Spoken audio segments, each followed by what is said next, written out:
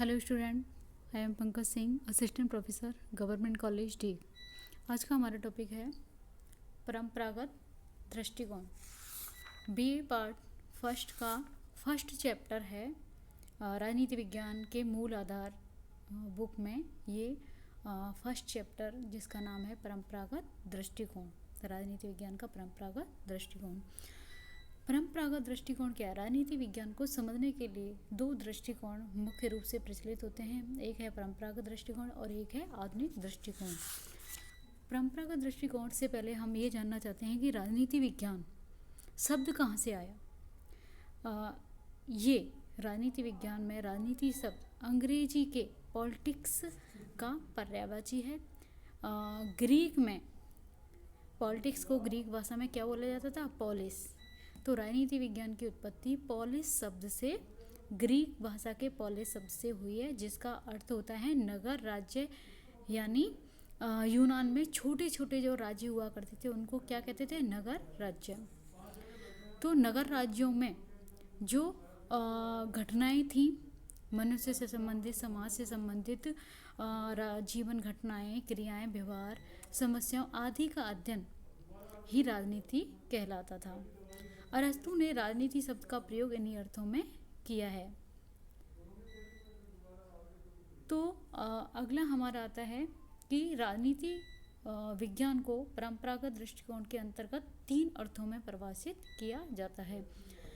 तो इसमें पहला है राज्य के अध्ययन के रूप में। कुछ विचारक ये कहते हैं कि राजनीति विज्ञान को राज्य के अध्ययन के रूप में पहचान मिलनी चाहिए। तो ब्लंसली, गार्नर, गैटल, गैरिस आदि विचारक राजनीति विज्ञान को राज्य के अध्ययन के रूप में परिभाषित करते हैं। तो इनकी कुछ फेमस कोटेशन है, जैसे गार्नर की वेरी वेरी इंपॉर्टेंट है, ये क्वेश्चन में आने लायक है। गार्नर कहते हैं कि राजनीति विज्ञान का आरंभ और अंत राज्य के साथ ही होता है। और गैटल कहते हैं कि राजनीति विज्ञान राज्य के भूत, वर्तमान और भविष्य का एवं राजनीतिक कार्यों का, राजनीतिक संस्थाओं का और राजनीतिक सिद्धांतों का अध्ययन करता है। अगला आता है हमारा सरकार के अध्ययन के रूप में। पॉल जेनेट, सीले, लिकॉक जैसे विद्वान राजनीति शास्त्र को सरकार के अध्ययन के रूप में परिभाषित करते हैं। तो पॉल जेनेट कहते हैं कि राजनीति शास्त्र समाज शास्त्र का वह भाग है जिसमें राज्य के आधार तथा शासन के सिद्धांतों पर विचार किया जाता है। लिकॉक कहते हैं कि राजनीति विज्ञान सरकार से संबंधित अध्ययन है। सीले कहते हैं राजनीति शास्त्र उसी प्रकार शासन के तत्वों की खोज करता है जैसे संपत्ति शास्त्र संपत्ति का, जीवन शास्त्र जीवन का, बीजगणित अंकों का तथा ज्योमितीय शास्त्र स्थान और ऊंचाइयों का करता है। ये वेरी वेरी इंपॉर्टेंट कोटेशन है। क्वेश्चन में आपके आ सकता है कि कौन से ऐसे विचारक हैं जो राजनीति विज्ञान को सरकार के अध्ययन के रूप में परिभाषित करते हैं।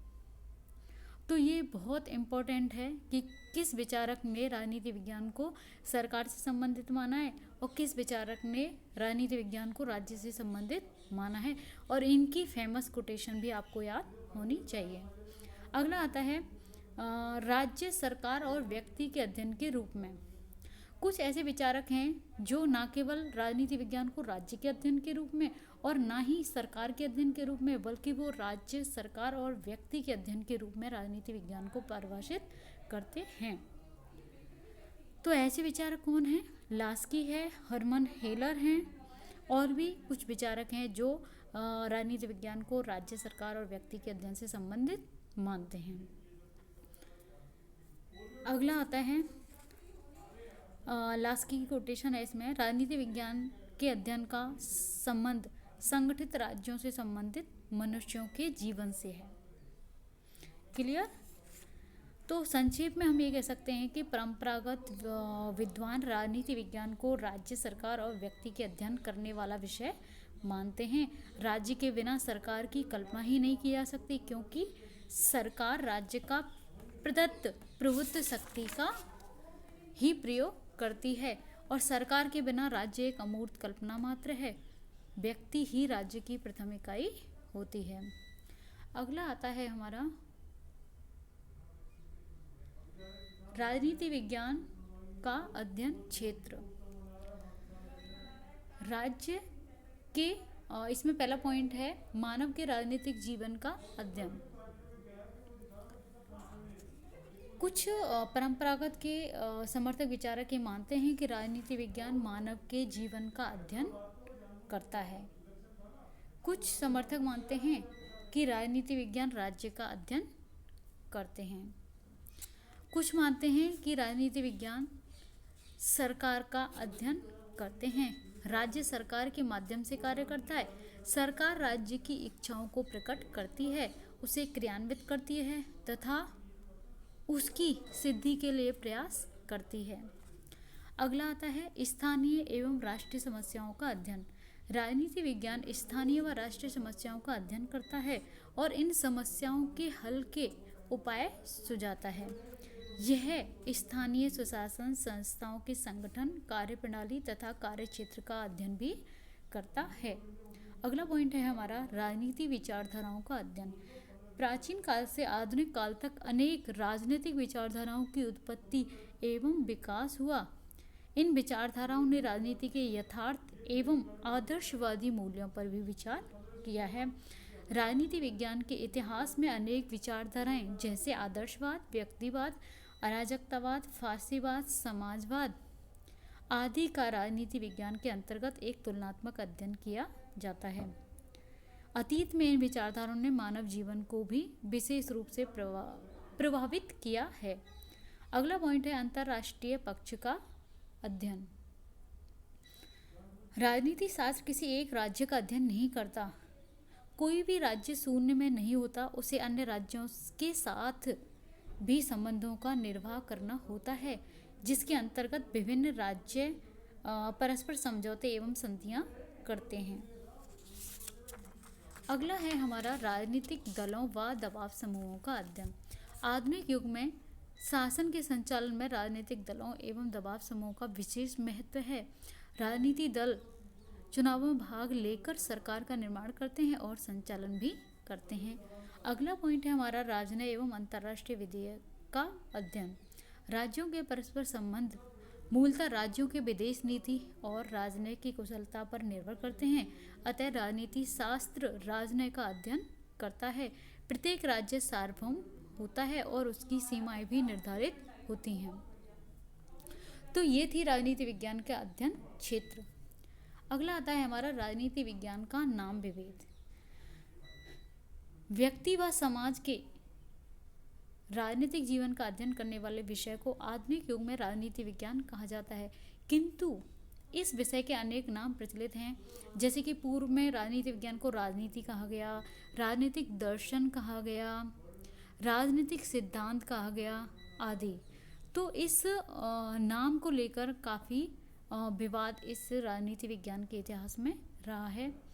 कुछ विचारक क्या कहते हैं कि राजनीति विज्ञान क्या है, एक राजनीति है और राजनीति की उत्पत्ति किसी हुई है अंग्रेजी भाषा के पॉलिस से, और पॉलिस का अर्थ क्या होता है ग्रीक में नगर, राज्य।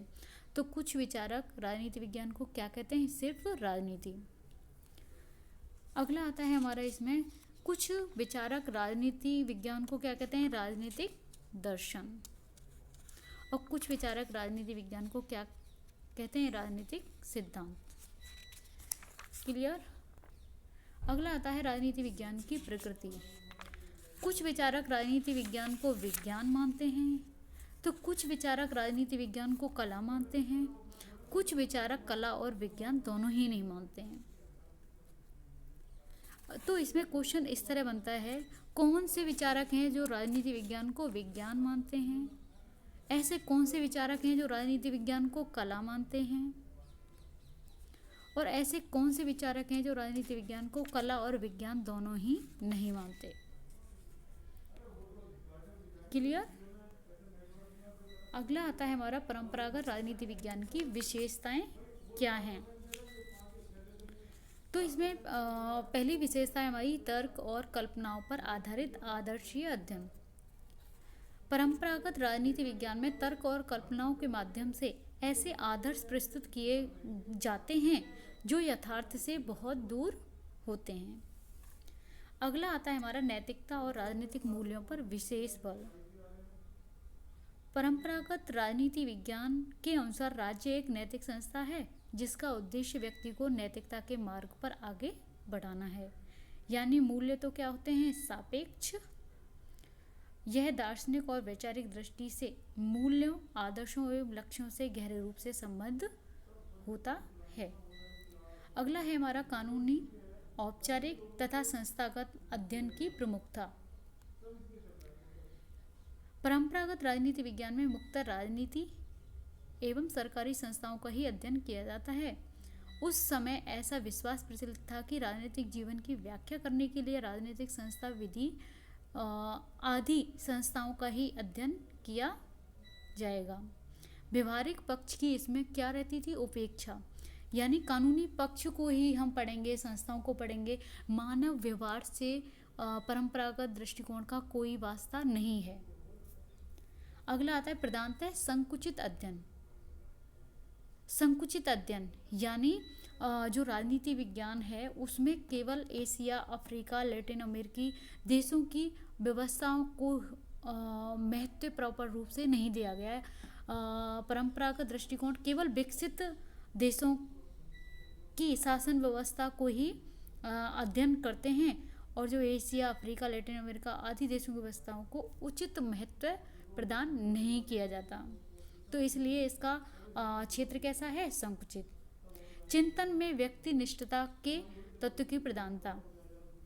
यानी परंपरागत दृष्टिकोण के जो समर्थक विचारक हैं वो अपने स्वयं के मूल्यों को उस सिद्धांत में जगह देते हैं। जब स्वयं के मूल्यों को सिद्धांत में जगह देंगे तो वो क्लियर नहीं हो सकता, उसको हम उचित नहीं कह सकते। अगला आता है राजनीति विज्ञान के अध्ययन की पद्धतियाँ क्या हैं। तो इसमें एक तो दार्शनिक पद्धति को अपनाया गया है। दार्शनिक पद्धति के अंतर्गत निगमनात्मक पद्धति का भाग माना जाता है। यह पद्धति ठोस सत्यों पर नहीं बल्कि कल्पना और आदर्शों पर आधारित होती है। इसका मतलब ये भावनात्मक आदर्श स्थापित करती है। अगला है ऐतिहासिक पद्धति। ऐतिहासिक पद्धति का प्रयोग परंपरागत दृष्टिकोण में विशेष रूप से किया जाता है। इस ऐतिहासिक पद्धति में राजनीतिक संस्थाओं, आदर्श, सिद्धांतों, समस्याओं आदि को इतिहास से जोड़कर उनकी तुलना की जाती है। अगली है हमारी तुलनात्मक पद्धति। इसमें क्या है? एक देश की तुलना दूसरे देश से की जाती है।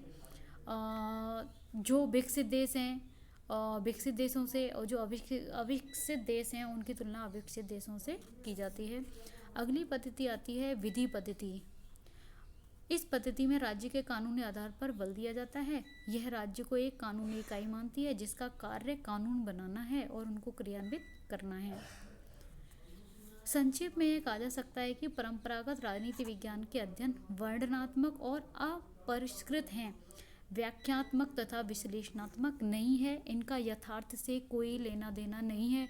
ये केवल परंपरागत पद्धतियों को ही अपनाते हैं और कानूनी पद्धति और उन पर विशेष रूप से बल दिया जाता है, मूल्यों पर दिया जाता है। यह तथ्यों की और मानवीय व्यवहार की अवहेलना करते हैं। इसीलिए आगे चलकर परंपरागत दृष्टिकोण से कुछ खामियां रह जाती हैं, इसीलिए आधुनिक दृष्टिकोण का जन्म होता है। तो आज का हमारा टॉपिक खत्म होता है। धन्यवाद।